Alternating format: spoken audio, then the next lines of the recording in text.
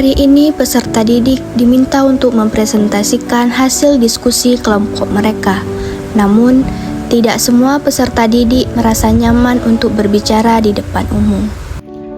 Baiklah, kelompok berikutnya silakan maju untuk presentasi. Aduh, aku takut kalau bicara di depan orang. Aku sering gugup. Tidak apa-apa, kamu tenang aja. Semua orang pasti pernah buat kesalahan. Yang penting kamu sudah menyampaikan apa pendapatmu. Tapi aku emang kalau bicara di depan banyak orang, emang sering gugup.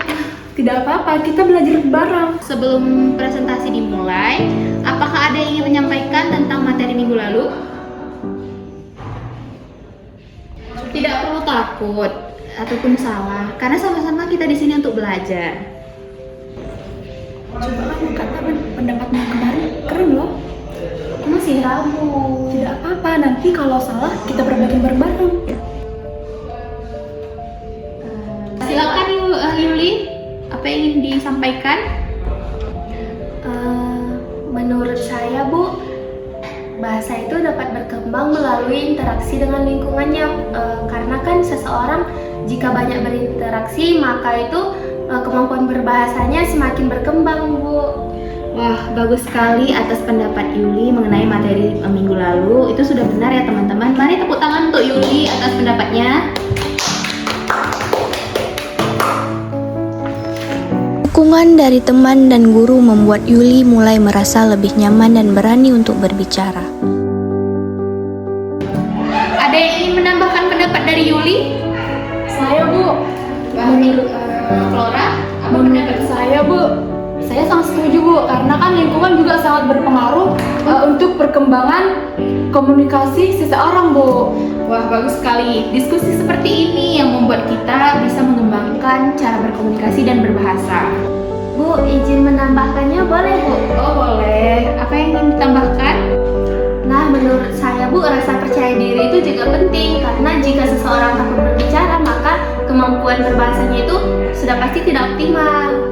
Wah, luar biasa ya. Terima kasih atas tambahannya Yuli tentang diskusi kita mengenai materi minggu lalu. Makasih ya, Bu. Mungkin kalau kamu nggak semangati aku tadi, aku tetap diam. Sama-sama, sebenarnya itu aku tuh cuma ngingetin kamu. Sebenarnya kami tuh bisa kok. Ternyata bicara depan banyak orang tidak semenakutkan itu ya. Iya, karena terkadang yang kita butuhkan itu hanya dukungan dan kesempatan. Betul. Yuk, pulang. Yuk.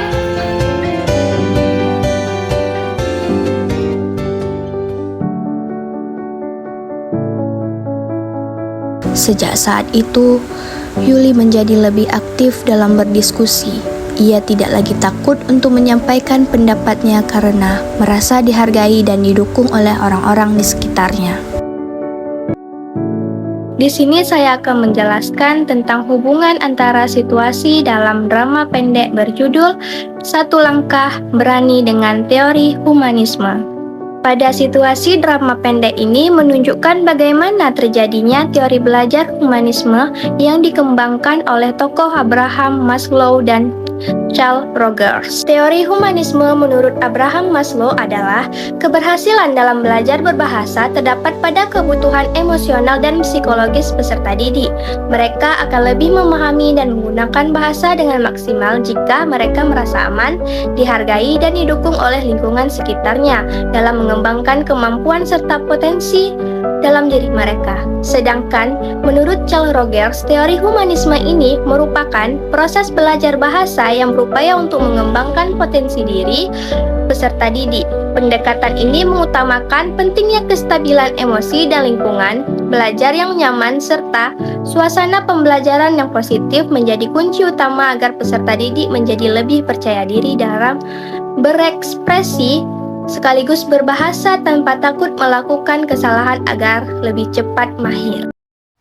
Berdasarkan pemaparan tentang teori humanisme ditemukan dalam drama bahwasannya tokoh utama mengalami hambatan emosional dikarenakan rasa takut dan kurang percaya diri. Namun, tokoh pendukung seperti teman dan guru memberikan dukungan, rasa aman, serta penghargaan dalam usahanya, sehingga tokoh utama merasa dihargai. Setelah kebutuhan psikologisnya didapatkan, tokoh utama menjadi lebih berani berbicara untuk berpendapat. Hal ini terjadi karena tokoh utama mendapatkan dukungan dari orang di sekitarnya, baik berupa kesempatan, kebutuhan emosional, dan lingkungan yang sportif. Drama ini sangat sesuai dengan prinsip utama dari teori humanisme yang menjelaskan bahwa bahasa bisa berlangsung dengan maksimal ketika peserta didik dalam keadaan emosional yang baik dan memperoleh dukungan dari lingkungan di sekitarnya, sehingga potensinya akan berkembang dengan lebih baik.